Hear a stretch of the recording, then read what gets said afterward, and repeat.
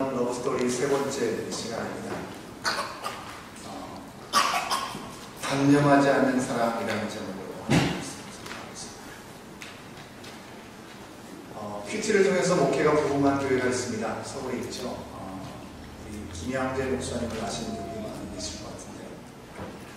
이 김양재 목사님이 살피심이라는 책을 냈는데요.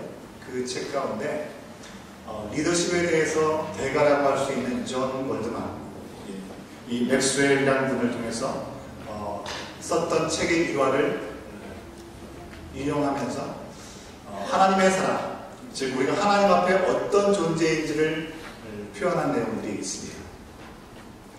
수많은 사람들이 모여 있습니다. 그 가운데 한 사람이 아주 뻣뻣한 이와 같은 100불짜리를 들고 사람들에게 묻습니다. 이 돈을 가지고 싶은 사람 손을 한번 들어보십시오. 한 분만 드시네요. 그리고 나서 한 번 더 여러 사람한테 묻습니다. 이 돈을 구겨가지고 구긴 후에 구겨진 볼품이 별로 없어 보이는 돈을 다시 들고 한 번 더 묻습니다. 여러분, 이 100불을 갖고 싶은 분 손을 한번 들어보십시오. 여전히 안 드시네요. 그리고 나서 세 번째로는 이 돈을 땅에다가 던져놓고 막 짓밟고 침까지 뱉으면서 더럽게 만든 후에 너덜너덜해진 이 돈을 들고 다시 한번 묻습니다.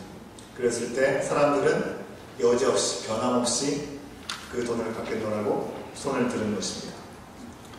여러분, 무엇을 얘기하는지 다 아시겠죠? 아무리 구겨지고 더럽혀지고 침뱉음을 당하고 스크래치가 난다 할지라도 이 지폐의 가치는 변함이 없다라고 하는 것입니다. 이 일화를 통해서 김 목사님은 우리가 아무리 구겨지고 또 비틀어지고 또 때로는 참 어긋난, 그래서 참으로 볼품이 없어 보이는 인생처럼 여겨진다 할지라도 우리 하나님께서는 우리를 향해서 손을 언제든지 드시면서 우리를 항상 가지고 싶어 하시는 분이다라고 이렇게 표현을 했습니다. 하나님 앞에 우리의 가치가 어떤 정도인지를 아주 쉽게 표현하고 있는 내용이 아닐 수 없죠. 그렇지 않습니까? 죄로 물든 이 세상에서 우리가 순수하게 또 정결함으로 하나님 앞에 서기를 원하지만 내가 원치 아니하는 일들이 우리 가운데 찾아올 때 우리는 낙심하게 되고 그 일들로 인해서 우리의 마음이 참 속상하고 그래서 만신창이가 되는 경험들을 우리가 갖게 될 때가 있습니다. 그런 시간들을 갖게 되다 보면 내가 하나님 앞에 과연 설 수 있는 존재인가? 아무리 내 스스로를 생각해도 난 참 영 아니야 라고 생각할 수밖에 없는 순간들이 있게 되죠. 그런데 하나님은 우리가 스스로 생각하는 그 순간조차도 우리를 포기하지 아니하시고 우리를 찾기 원하신다고 하는 것입니다. 여러분, 하나님의 놀라운 러브스토리에 대해서 살펴보고 있습니다. 지난 시간에도 육하 원칙에 따라서, 지난 시간에는 누가, 그리고 지난 시간에는 언제, 무엇을 함께 들어봤는데요. 오늘은 어떻게에 대한 부분입니다. 하나님께서 어떻게 우리를 사랑하셨습니까? 요한복음 3장 16절에서는 우리 가운데 하나님의 세상을 이처럼 사랑하셨다라고 말씀하고 있습니다. 과연 이처럼은 얼마만큼일까요? 요한복음 3장 16절에서는 예수님께서 자신의 몸을 던지기까지라고 말씀하여 주셨습니다. 죽기까지라고 말씀해 주셨죠. 하지만 말씀의 군데군데 곳곳에서마다 하나님의 사랑이 얼마나 놀라운지 이해할 수 없는 사랑인지 우리 가운데 보여주고 있다고 하는 것입니다. 오늘 본문이 담긴 호세아서는요, 하나님께 부름을 받은 선지자가 부름을 받은 그 뜻대로 살아가는 삶의 과정 가운데 보여준 하나님의 뜻을 너무나 적나라하게 보여주는 내용이라고 할 수 있습니다. 그런데 그 내용이 도무지 상식적으로 이해가 되지 않는 부분입니다. 충격적인 내용들이 있기 때문에 그렇습니다. 하나님의 특별한 메시지를 전달하기 위해서 부름을 받던 호세아에게 하나님께서 특별하게 내리신 명령은 어떤 거였습니까? 그 명령은요, 호세아 1장 2절 말씀에서 우리가 확인해 볼 수 있습니다. 1장 2절 말씀을 우리가 같이 한번 확인해 보도록 하겠는데요. 제가 앞부분을 읽겠습니다. 시작하면 여러분께서 한번 읽어주시면 되겠습니다. 여호와께서 처음 호세아에게 말씀하실 때 여호와께서 호세아에게 이렇게 얘기하셨습니다. 함께 읽습니다. 시작. 너는 가서 음란한 여자를 맞이하여 음란한 자식들을 낳아라. 이 나라가 여호와를 떠나 그게 음란함이니라 하십니다. 하나님께서 그를 부르시고 그에게 명령하신 첫 번째가 뭡니까? 너는 가서 결혼하는데 보통 여인, 정결한 여인을 찾아서 결혼하는 것이 아닙니다. 음란한 여인을 찾아서 그녀와 결혼하라고 하는 것입니다. 여러분, 상식적으로 생각해 보십시오. 하나님의 말씀을 전하는, 대언하는 사람이라고 한다면 누구보다도 거룩한 자리에 있어야 되는 것이고 삶에 있어서도 부끄러움이 없는 사람을 누려야 되겠죠. 그런데 누가 보더라도 음란한 여인을 아내로 취한다고 한다면 그것을 향해서 옳게 보고 좋은 시선으로 바라볼 사람들은 아무도 없을 것입니다. 너무나 어려운 명령이었습니다. 그러나 호세아는 거역할 수 없는 이 하나님의 명령 앞에 그대로 그 어려운 길을 가게 되는 것이죠. 음란한 여인과의 이 결혼을 통해서 음란한 아이들까지 낳으라고 하셨죠. 아이들을 낳게 되었습니다. 호세아는 그의 아내와 관계 안에서 그냥 겉으로 보기에 결혼한 척, 음란한 여인을 품은 척 하고 살았던 것이 아니고요. 몸을 함께 섞으면서 그녀를 알아가면서 함께 살아가는 가운데 새 자녀를 얻게 되었습니다. 무엇을 하나님께서 말씀하시고자 하셨던 걸까요?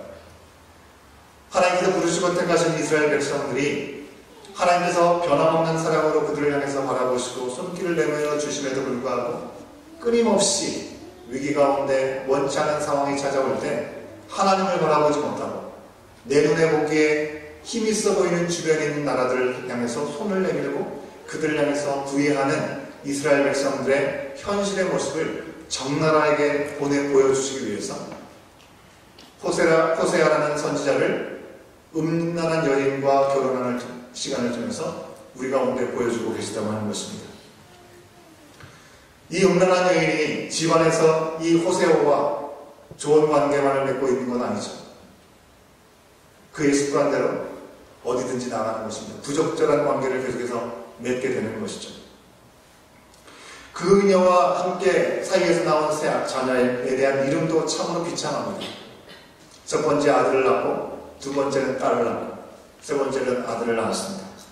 그런데 첫 번째 아들의 이름이 그 이름의 뜻이 심판의 임박함을 알려준 때가 가까웠다는 그런 의미를 가지고 있습니다.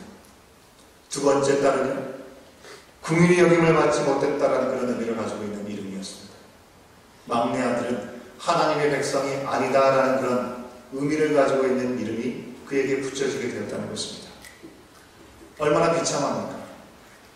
이름은 평생 불려지는 것이고 그 이름을 부를 때 그 사람에 대한 이미지가 분명히 있는 것이죠. 그런데 그 자녀들에 대한 이름 뜻 자체가 하나님께서 그 백성을 버리셨다, 심판하신다는 그런 의미를 가지고 있기 때문에 그렇습니다. 근데 이것이 과연 하나님의 본심이겠냐고 하는 것입니다. 그게 본심이 아니신 것이죠. 현실에 처한 상황이 어떤 것인지 너무나 분명하게 보여주시는 시간을 통해서 너희들의 상황이 지금 상태가 이 정도이다. 그러니 내게로 돌아오라. 하나님의 구체적인 구애의 사랑을 보여주고자 하셨던 것입니다. 그래서 호세아의 자녀의 이름을 하나님께서 친히 바꾸어 주십니다. 둘째, 딸의 이름을 긍휼히 여김을 받지 못한 자라는 이름을 가진 로루하마라는 그런 이름에서 이제 하나님의 긍휼을 여김을 받는다라는 이름을 가진 루하마로 바꿔주셨습니다. 그리고 내 백성이 아니다라는 막내 아들의 이름을 바꾸셔서 이제는 내 백성이다라는 말로 로암미에서 암미로 바꿔주신 것이죠. 다시 우상을 숭배하거나 하나님을 거역하는 죄를 짓지 않기를 바라시는 마음에 표현을 이렇게 해주신 것입니다. 가시기를 놓아서라도 담장을 세워서라도 그들이 철저하게 죄악의 길로부터 벗어나기를 원하셨던 아버지, 아니 남편에게로 돌아오기를 원하셨던 이 아버지의 마음이고 이 하나님의 마음이 그대로 담겨져 있죠. 여러분, 오늘 말씀 호세아 11장은요, 하나님이 이처럼 사랑하시는 세상, 그 세상의 모습이 어떤 것인지, 그 사랑이 얼만큼인지를 절정을 보여주는 부분이 아닌가 생각을 해봅니다. 여러분, 하나님께서 이스라엘을 어떻게 사랑하셨습니까? 오늘 말씀에 보면요, 몇 가지를 우리가 살펴볼 수 있는데, 먼저 1절 말씀을 보겠습니다. 1절 말씀 우리가 같이 한번 확인해봅니다. 함께 읽습니다. 시작. 이스라엘이 어렸을 때 내가 사랑하여 내 아들을 애굽에서 불러내었거늘. 첫 번째로는요, 하나님께서 불러내셨다라고 말씀하고 있습니다. 불러냈다라는 말의 뜻은요, 죄와 사망의 그 엄침한 곳에서 건져내었다라는 그런 구원을 말씀하고 계시는 것이죠. 왜 불러내신 것입니까? 말씀해 보니까 내가 사랑했기 때문에, 그 사랑 때문에 불러내었다라고 말씀하고 있습니다. 여기서 사랑한다는 것은요, 말로만 툭 던지는 사랑이 아니고요, 부부관계 안에서도 아주 인격적인 관계로 가슴 깊이로부터 열정을 다하는, 정열을 다하는 사랑을 담고 있는 사랑이라고 하는 것입니다. 무엇 때문에 이런 사랑을 하나님께서 베풀어 주신 것입니다. 이스라엘은 지금 누가 보더라도 하나님의 사랑을 받을 만한 자격이 없었습니다. 지난주에도, 그 지난주에 봤던 말씀 속에서도 그들은 전혀 그런 자격이 없었다고 하는 것입니다. 여러분, 말씀에 보면 어렸을 때라는 표현이 있죠. 어렸을 때, 뭔가 잘 알지 못하는 순진무구한 때를 얘기하는 것처럼 느껴질지도 모르겠습니다. 하지만 이 어렸을 때, 청소년이라고 생각해 볼 수 있는 이 때는요, 다소 부정적인 의미를 담고 있는 내용입니다. 뭔가 열정을 가지고 달려드는 그런 모습이 아니라 참 미성숙한 때라고 할 수 있는 것이죠. 이것 때문에 저것 때문에 고민 가운데 빠지는 시간입니다. 아직 뭔가 제대로 갖춰주지 못한 상태, 그 상태에 있는 이스라엘 백성들을 향해서 하나님은 사랑받을 자격이 없는 그들에게 사랑으로 다가가고 계셨다라고 분명히 다시 한번 말씀하시면서 그들을 불러주실 것을 말씀하시는 것이죠. 별로 내세울 조건이 아무것도 없는 이스라엘을 하나님은 그들을 향해서 내 아들이다 라고 분명히 언급하고 계십니다. 그런데요, 앞선 10장까지는요, 하나님과 이스라엘의 관계를 이 호세와 음녀였던 자기의 아내 고멜과의 두 관계, 부부의 관계를 통해서 설명하다가 11장에 와서는 부모와 자녀 관계로 하나님께서 표현해주고 있다고 하는 것입니다. 부부 관계에서 더 이상 진전이 없고 답이 없기 때문에 부자 관계로 설명하고자 하셨던 것일까요? 그게 아니고요. 하나님께서는 부부 관계를 통해서 이스라엘의 하나님 앞에 한 번도 충실하지 못했다는 사실들을 말씀해 주시는 것이고, 부모와 자녀의 관계를 통해서는 아주 일방적으로 변치 않은 하나님의 사랑이 더 넘친다는 사실들을 설명하고자 부모와 자식 간의 관계, 그 관계를 통해서 설명하고 있는 것입니다. 여러분, 부부나 부자 관계나 다 가족 안에 있는 테두리에 있는 것이죠. 변함이 없는 것입니다. 여러분, 가족은 아무리 다투고 또 문제가 있어서 갈등을 갖는다 할지라도 가족인 것입니다. 한번 다툰 것처럼 더 이상 가족이 아니야 라고 할 수가 없는 것이죠. 가족의 특징이 그건 아니겠습니까? 좋을 때도 있고 안 좋을 때도 있지만 여전히 한 공동체에 있는, 피로 엮여져 있는 한 공동체라고 하는 것입니다. 요즘 부부간에는 쉽게 이혼을 하기도 하지만요, 이혼을 했다 할지라도 부모와 자녀 관계는 결코 끊어질 수가 없습니다.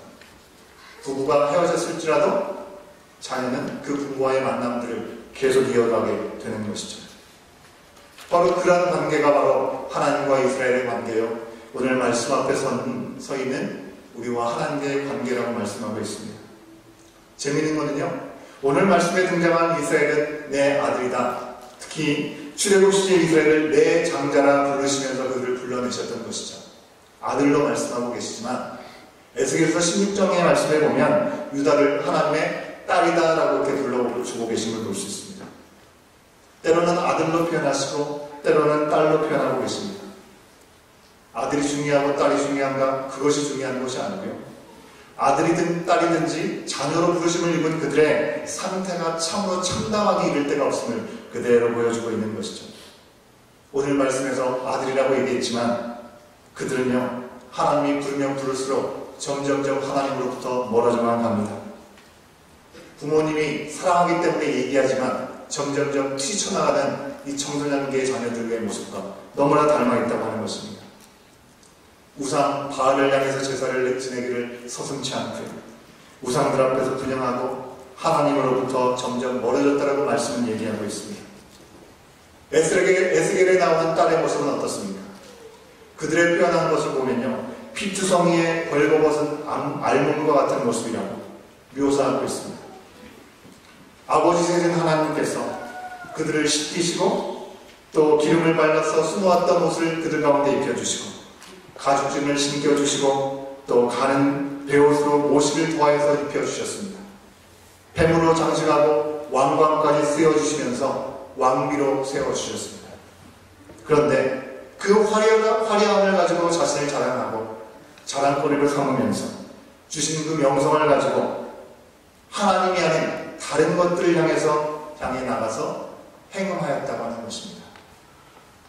호세아서에 나오는 모습이나 에스겔서에 나오는 하나님의 백성, 즉 이스라엘 백성이나 유다 백성들, 아주 배은망덕한 페르나의 모습을 가지고 있고요, 음란한 아내의 모습을 그대로 가지고 있습니다. 그런 모습을 보시는 하나님의 마음이 얼마나 아프셨을까요? 그런데 오늘 말씀 속에 나오는 이 이스라엘 백성들만 과연 그러냐는 것입니다. 우리들은 이들의 모습과 전혀 상관이 없는 것입니까? 다 남의 이야기로 머무는 것입니까? 오늘 우리들의 자화상의 모습 가운데 이런 모습은 없는지 돌아볼 수 있어야 되겠죠. 우리가 무엇이 잘나서 먼저 은혜를 입고 이 자리에 와서 앉아서 하나님께 예배를 드릴 수 있는 것입니까? 우리가 무엇 하나도 잘나서 하나님께 먼저 부름받았던 것은 아니죠. 우리를 먼저 불러주셨습니다. 예수 그리스도의 보혈의 은혜로 말미암아 하나님의 자녀가 되므로 믿음을 주시고 죄와 사망으로부터 영원한 생명을 누릴 수 있는 약속을 허락받게 되었습니다. 이제 우리는 하나님의 자녀로 하나님의 나라와 의를 구하며 살아갈 수 있는 은혜가 부어졌다고 하는 것입니다. 그런데 그런 삶이 주어진 우리의 삶의 자리에서는 과연 어떤 모습으로 수놓아지고 있냐고 하는 것입니다. 이 세상에 한눈파느라 정말 하나님께서 우리 가운데 주신 그 약속들을 쉽게 잊어버리고 내가 원하는 방향으로만, 내가 계획한 일들이 이루어지길 원하는 그 기준을 가지고만 우리가 살아가고 있지는 않습니다. 정말 더 필요하다고 생각하는 물질, 때로는 사람들에게 인정받고자 하는 그런 명예, 수단과 방법을 가리지 않고서라도 그 목적을 이루고자 하는 어떤 성공, 그것들이 하나님을 가리우게 하고 하나님이 원하신 모든 의미와 능력을 내 자랑거리로 우리가 만들어서 살고 있다고 한다면 오늘 말씀에 등장하는 음란한 여인 고멜과 같은 모습이 어떻게 보면 하나님을 믿고 하나님을 의지한다고 하면서도 여전히 남아있는 우리의 연약함일 수 있다고 하는 것입니다. 내 멋대로, 나의 정욕대로, 나의 편리함대로만 우리가 살아가고 있지는 않습니까? 원래 우리의 모습이 이렇다고 하는 것이죠. 그런데 이런 우리들을 하나님께서 사랑하시고 때로 우리가 배반하고 은혜를 거역함에도 불구하고 하나님은 우리를 사랑하셨습니다. 그리고 여전히 이처럼 우리를 사랑하여 주고 계신다고 말씀하고 있습니다. 이들을 불러주셨습니다. 그리고 그들을 또 어떻게 사랑하셨습니까? 가르치고 안고 양육하고 치유하시면서 온전한 자리에 갈 수 있도록 인도하셨다는 것이죠. 3절 말씀을 통해서 우리가 확인할 수 있는 내용입니다. 3절 말씀을 우리가 같이 한번 확인해 봅니다. 3절 함께 읽습니다. 시작. 그러나 내가 에브라임에게 걸음을 가르치고 내 발을 안았음에도 내가 그들을 이스라엘 향해서 말씀하십니다. 걸음을 가르치고 팔로 안았다라고 말씀하고 있습니다. 어릴 때 불러주셨다라고 얘기하는 것이죠. 아무것도 알지 못하는 그들을 온전케 하시려고 하나님은 쉬지 않으셨다는 것입니다. 부를수록 멀어진 이스라엘이었습니다. 하나님으로부터 멀어졌습니다. 그러나 하나님은 그들을 여전히 붙잡으시고 사랑 안에서 온전히 회복되어지고 온전케 되기를 원하셨다고 하는 것이죠. 근데 그들은 호세아를 통해서 그의 음란한 여인과의 결혼을 통해서 보여준 그 모든 모습들을 보면서도 도무지 알지 못했습니다. 여러분, 호세아서의 주제를 한마디로 얘기하라고 한다면 한번 따라 하시겠습니까? 여호와를 알자. 여호와를 힘써 알자는 것이 호세아가 외치고 있는 메시지라고 하는 것입니다. 변함없는 하나님의 사랑을 좀 알라. 그리고 그 큰 은혜를 알고 여호와께 돌아오라. 그것이 호세아 선지자가 처음부터 끝까지 외치고 있는 메시지라고 하는 것입니다. 그런데 이스라엘은 그것을 알지 못했습니다. 우리가 알고 있는 것처럼 결국 망해버리고 말았습니다. 엉뚱한 곳에 그들의 시선이 머물러 있었기 때문에 하나님을 향해서 돌아올 수 있는 기회를 끝까지 주셨음에도 불구하고 그것을 외면한 그들은 아수들에 의해서 멸망당하고 말게 된 것이죠. 근데 그것은 그들의 선택이었지 애초부터 하나님의 계획 가운데 있었던 선택이 아니었다는 것입니다. 우리 하나님께서 그들을 불렀고 가르쳤고 안아서 온전케 하심을 오늘 말씀 우리 가운데 분명히 보여주고 있죠. 여러분, 우리는 어떻습니까? 하나님은 지금도 우리를 안으시고 우리의 걸음을 붙들어 주시고 우리가 온전한 자리에 나갈 수 있도록 여전히 우리를 이끌어 주신다고 하는 것입니다. 그런데 우리는 부르면 부를수록 더 멀어져 가고 세상에 우리의 눈과 우리의 마음이 빼앗겨 하나님을 찾지 못하는 순간들을 살아가고 있지는 않습니까? 여전히 하나님은 그런 우리를 아시고 고치시기 원하시고 보혈의 능력 안에서 우리를 안아주고 계신다라고 말씀을 얘기하고 있습니다. 이스라엘처럼 여전히 그것을 알지 못하고 그저 하나님의 말씀은 참 말씀을 보면 좋긴 하지만 참 부담스러워 그렇게만 여기고 있지는 않습니까? 그저 내가 하고 싶은 대로 내 판단대로 사는 것이 더 나은 길인 것처럼 여전히 생각하고 있지 않은지 우리는 돌아볼 수 있어야 되겠습니다. 애굽에 있었던 이스라엘 사람들은 출애굽을 하고 광야의 여정 가운데 눈앞에 먹을 것이 없을 때 차라리 애굽으로 돌아가는 것이 낫겠다라고 참으로 어리석은 불평과 어리석은 기대를 다시 한번 가졌던 것을 우리는 기억하고 있습니다. 그 이스라엘 백성들처럼 자꾸 하나님보다 세상에서 우리 가운데 해답과 우리의 행복을 세상에서 찾으려고 하고 있는 우리들의 모습은 아닌지, 그런데 그런 모습이 우리 가운데 있을지라도 오늘 말씀을 통해서 우리를 가르치시고 우리를 안아 고치기 원하신다고 말씀해 주고 있습니다. 이렇게 사랑하고 계시다고 말씀하고 있습니다. 세 번째로는요, 사랑의 줄로 우리를 이끌어 주신다고 말씀합니다. 알아서 따라와 하지 않으시고요, 사랑의 줄을 예비하시고 그 줄을 붙잡고 나갈 수 있도록 안내 자리를 우리 가운데 허락하셨다고 하는 것입니다. 4절 말씀을 우리가 같이 한번 확인해 보겠습니다. 4절 말씀 함께 읽습니다. 시작. 내가 사랑의 줄, 곧 사랑의 줄로 그들을 이끌었고 그들에게 대하여 그 목에서 멍에를 벗기는 자같이 되었으며 그들 앞에 먹을 것을 두었노라. 여러분, 줄로 이끌었다는 말을 우리가 오해해서는 안 되겠습니다.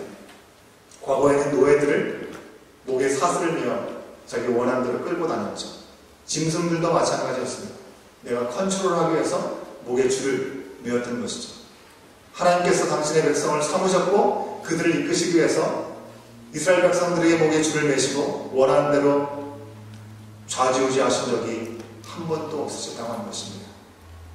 오히려 이 부분에 있어서는 전혀 반대의 반응을 보이셨죠. 여러분, 사랑의 줄 앞에 사랑의 줄이라는 표현이 굳이 나와 있는 이유가 무엇일까요? 사랑의 줄로 대표되는 사람을 우리가 생각해 본다면 모세를 생각할 수 있을 것 같습니다. 애굽 땅에서 종의 생활을 했을 때 하나님께서 그들을 이끌어내주기 위해서 사랑의 줄로 모세를 그곳에 보내주셨죠. 10가지의 재앙을 직접 보여주셨지만 그 재앙을 통해서 이스라엘 백성들을 억지로 끌어나오게 하지 않으셨다는 것입니다. 그 모든 선택은 고스란히 그들의 몫이었습니다. 장자의 죽음 앞에서도 직접 하나님의 사자가 그들이 거하는 집 앞에 양의 피를 발라주지 않았습니다. 그들에게 문을 열어주시고 그들이 선택할 수 있게 하셨다는 것입니다. 목에 있는 멍에 무엇을 얘기할까요? 애굽에서 경험했던 그들의 어려움을 이야기하고 있는 것이죠. 강압적인 힘, 권세로 인해서 자유를 누리지 못했던 그 시간들을 얘기하고 있는 것입니다. 그들을 속박한 세상의 권력을 이야기하는 것이죠. 그런데 그런 그들 가운데 사랑의 줄을 보내심을 통해서 그들은 자유함을 누릴 수 있게 되었다는 것입니다. 생명의 길로 이끌림을 받게 된 것이죠. 여러분, 좀 더 쉽게 이해하기 위해서 설명을 드리자면 물에 빠진 사람에게 생명줄, 튜브를 던지는 것으로 우리가 이해할 수 있는 것이죠. 그 줄을 잡으면 생명을 구할 수 있는 것이죠.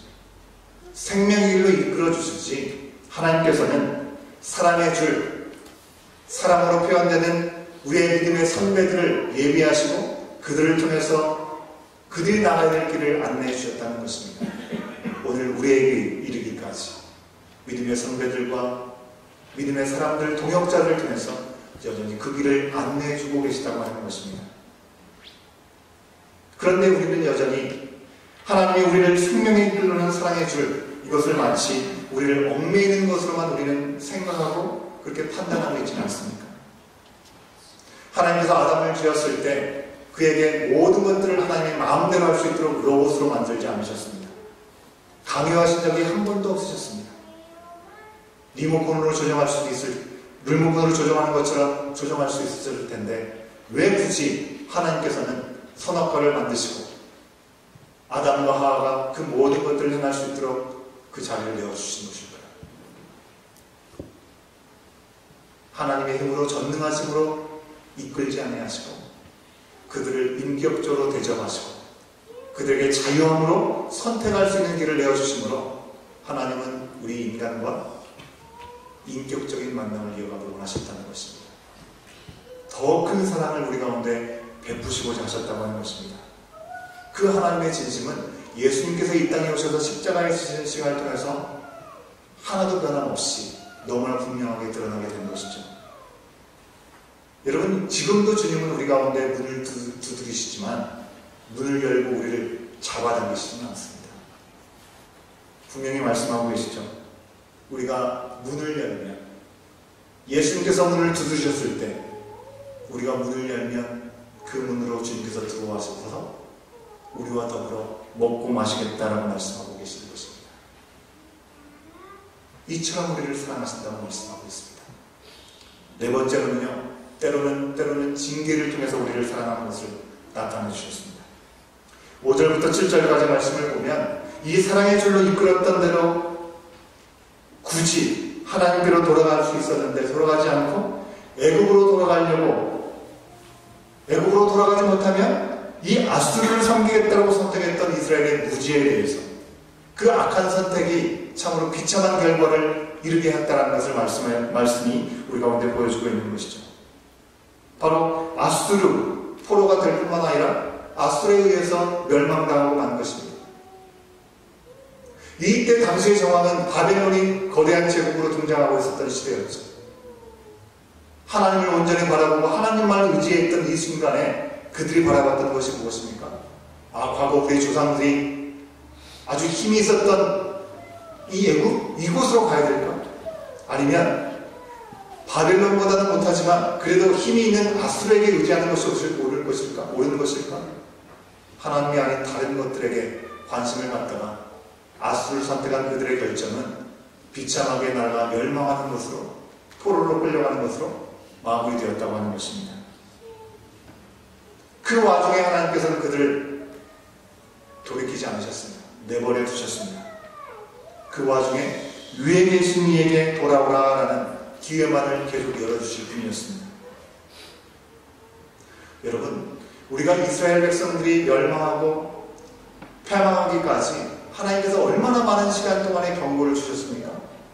또 오늘 호세아와 선지자와 같은 선지자들을 얼마나 많이 보내주셔서 정말 하나님의 온전한 뜻이 무엇인지를 밝히 보여주셨습니까? 그런데 끝내 하나님께로 돌아오지 못하고 그저 주저앉아 버린 것입니다. 그런데 하나님은 그들을 사랑하시기에 억지로 끌고 오지 아니하시고 그들을 내버려 두심으로 고통 가운데 징계를 당하는 시간을 통해서 스스로 깨달음을 얻기를 원하시는 마음으로 사랑을 다시 한번 표현해 주셨다고 하는 것입니다. 여러분, 부모된 우리들이 자녀를 사랑하면 정말 말도 안 되는 잘못을 하게 됐을 때 그것을 내버려 두는 부모는 한 명도 없을 것입니다. 올바른 길로 안내를 해야 되는 것이죠. 건강함을 회복할 수 있어야 되는 것이죠. 우리의 아버지 되신 하나님께서 이스라엘 백성들에게 그리고 오늘 살아가는 우리들에게 때로는 고통의 시간들을 허용하신다고 한다면 그것은 그 시간을 통해서 우리가 하나님의 자리로 온전히 나갈 수 있는 또 다른 기회를 주시는 시간이라고 하는 것입니다. 사무엘하 7장 14절 말씀에 보면 하나님께서 다윗에게 언약하여 주시는 것을 볼 수 있습니다. 솔로몬을 통해서 성전을 허락하게 하실 것이라는 그런 약속을 주시죠. 하지만 좋은 말씀만 하셨던 것이 아닙니다. 두려운 말씀도 주셨습니다. 7장 14절의 말씀 우리가 같이 한번 확인해 봅니다. 함께 읽습니다. 시작. 나는 그에게 아버지가 되고 그가 만일 죄를 범하면 내가 사람의 매와 인생의 채찍으로 징계하려니라. 하나님이 솔로몬에게 어떤 존재인지를 다시 한번 확인시켜 주십니다. 아버지가 되시기 때문에 하나님의 말씀 가운데 온전히 따라오지 못하면 사람의 매를 들 것이고 인생의 채찍을 들게 하실 것이다 라고 분명히 말씀하여 주고 있는 것이죠. 진정으로 사랑하는 아버지와 아들 관계이기 때문에 하나님은 이와 같은 약속을 우리 가운데도 주고 계시는 것이죠. 여러분, 우리가 하나님에 대해서 오해할 때가 참 많지 않습니까? 우리 가운데 형통이 막히고 우리가 계획한 것들이 잘 어그러질 때 뭔가 정말 하나님께서 나를 버리신 것인가, 하나님 정말 살아계시는 하시는 것인가 불평하게 되는 순간이 있습니다. 우리가 진정으로 그 시간 가운데 순종하지 못했던 순간들을 돌아보지 못한 채 우리 인생에 찾아오는 고난과 징계의 순간이 오면 하나님이 나를 외면하셨다라고, 더 이상 나를 사랑하지 않는다라고 오해하게 되죠. 그런데 여러분, 정말 우리를 사랑하시지 않는다면 어떻게 되든지 하나님의 뜻이 아닌 순간에도 형통하든지 말든지 내버려 두는 것일 것입니다. 하지만 진정으로 사랑하기 때문에 우리를 단념하시지 않고 때로는 징계 가운데, 훈계 가운데 우리를 두시는 것이죠. 부모의 마음이라고 하는 것입니다. 여러분, 오늘날 우리가 하나님의 사랑에 대한 오해가 죄를 방관하게 하는 어리석음으로 또 안일함을 불러오는 일들이 적지 않게 교회들 가운데 있는 것을 우리가 볼 수 있는 것이죠. 여러분, 징계도 분명한 하나님의 또 다른 사랑이라고 하는 것입니다. 무엇인가 잘못된 길로 간다고 한다면 그 부분들이 온전히 바로 세워질 수 있도록 체크가 필요하다고 하는 것이죠. 장로교의 교례를 세웠던 칼빈은요, 이런 얘기를 합니다. 사도적인 권증의 완전한 회복이 없어진다면 교회의 존속은 어려워질 것이다. 좋은 게 좋은 것이 아니라 정말 교회 안에 올바른 질서가 세워지고 하나님의 말씀이 흔들리지 않도록 그 길을 바로 세워나가는 것이 진정한 하나님께서 주시는 사랑의 표현일 수 있다는 것을 말씀하고 있는 것이죠. 그 가운데는 분명히 어떤 것도 심판의 목적이 되어서는 안 되겠죠. 처벌의 목적이 되어서는 안 되겠습니다. 온전한 회복이 일어나야 되기 때문에 일어나는 모습이 될 수 있어야 되겠죠. 부모에게 혼났다고 집을 가출해버리는 아이는 참으로 어리석은 아이가 될 것입니다. 때로 우리 가운데 인생의 채찍과 사람의 막대기를 통해서 어려움이 우리 가운데 찾아온다 할지라도 우리는 그 순간조차도 말씀 앞에 나가야 되는 것이고, 이 말씀 앞에 깨달음을 통해서 정말 가난하고 순전한 마음을 가지고 죄의 미혹과 오래된 습관들이 있다고 한다면 그것을 벗어내고 하나님의 사랑 안에서 온전한 회복이 우리 가운데 주어질 수 있기를 간구한 우리의 모습이 되어야 될 줄로 믿습니다. 여러분, 마지막으로 우리 하나님은 우리를 얼만큼 사랑하셨느냐, 긍휼이 불붙어서 참을 수 없고 기다릴 수 없는 그 긍휼로 인해서 우리를 향해서 사랑을 베풀어 주신다라고 말씀하고 있습니다. 8절부터 11절까지 말씀을 보면요, 징계를 당한 이스라엘 백성들을 다시 찾으시는 사랑에 대해서 말씀하고 있는데요, 8절 말씀만 우리가 함께 확인해 보도록 하겠습니다. 8절 말씀 함께 읽습니다. 시작. 에브라임이여, 내가 어찌 너를 놓겠느냐? 이스라엘이여, 내가 어찌 너를 버리겠느냐? 내가 어찌 너를 아드마같이 놓겠느냐? 어찌 너를 스고임같이 두겠느냐? 내 마음이 내 속에서 돌이키어 나의 긍휼이 온전히 불붙듯 하도다. 여러분, 에브라임 이스라엘을 부르시면서 어찌 그들을 내버려 두고 그들을 버리겠냐라고 말씀하고 있죠. 여기 나오는 아드마와 스고임은 뭘까요, 여러분? 우리는 잘 기억도 하지 못하는 진영이죠. 소돔과 고모라가 하나님의 심판을 받고 멸망당할 때 있었던, 지역에 있었던 도시이죠. 기억도 되지 않는 동네가 되었습니다. 이스라엘 백성들이, 그리고 오늘 말씀 앞에 서 있는 우리들이 하나님 앞에 잊혀진 존재, 기억도 되지 않는 존재가 되지 않도록 끝까지 우리를 붙들어 주시는 그만큼, 단념하지 않는 그만큼 우리를 향해서 여전히 사랑을 베풀어 주시는 그 놀라운 은혜는 긍휼이 불붙하기 때문이라고 말씀하고 있습니다. 어떻게 이런 일들이 가능합니까? 배반을 일삼고 페르니아와 같은 모습들이 있는 우리들임에도 불구하고 하나님은 말씀하십니다. 내가 하나님이기 때문이다. 나는 너희와 같지 않다. 너희가 생각하는 너희와 다른 거룩한 하나님이다라고 말씀합니다. 너희가 생각하는 정도의 사랑이 아니다라고 말씀합니다. 나의 진노는 나의 사랑과 긍휼을 이기지 못한다라고 말씀하고 있습니다. 마치 사자가 으르렁거리는 것처럼 두려움 반 기쁨 반에 떨면서 돌아오고 끝까지 고집부리고 떠났던 그들을 회복시키고자 하나님은 외치며 말씀하셨습니다. 구원과 회복을 말씀하시는 것입니다. 여러분, 하나님의 가족이 된 우리들 결코 버리지 않고 긍휼로 매 순간순간을 붙들어 주신다고 오늘 말씀하고 있습니다. 음탄한 아내고 또 페르노 같은 자녀이고 피투성이에 벌거벗은 그런 알몸으로 수치의 극치를 보일 수밖에 없는 우리들이지만 우리가 잊혀지지 않도록 큰 소리로 우리를 지금도 불러주신다고 말씀하고 있습니다. 사랑하는 여러분, 오늘 우리를 단념하지 않으시는 이처럼 사랑하시는 그 하나님의 사랑, 그 긍휼의 강력한 외침 앞에 우리는 다시 한번 서야겠습니다. 세상에 눈을 돌리고 자녀 삼아주신 존귀함을 그냥 내 것인 것처럼 착각하면서 살아가고 화려함을 믿고 주신 명성으로 한눈 파는 인생이 되지 않고 하나님 끝까지 우리를 포기하지 아니하시고 큰 소리로 부르고 계시다는 사실들을 기억하면서 그 음성 앞에 단념하지 않은 그 사랑으로 말미암아 우리 또한 단념하지 말아야 할 사람이 있음을 우린 마음에 다시 한번 기록할 수 있어야 되겠습니다. 우리 가운데는 포기한 사람들이었습니까? 나의 형제와 자매 가운데, 나의 이웃 가운데, 사촌 가운데, 또 내가 잘 알지 못하지만 나를 힘들게 했던 누군가, 그 사람들을 제하여버리고 하나님의 은혜가 흘러갈 수 있도록 우리 또한 사랑의 줄로 불러주고 계심에도 불구하고 우리 스스로 제한해버리고 아예 보지 않고 단념해버린 그 누군가가 있고 그 어느 자리가 있다고 한다면 하나님은 단념하지 않는 이와 같은 사랑을 너에게 주고 있는데 너희는 어찌하여 그러느냐 말씀하신 음성을 들어야 될 줄로 압니다.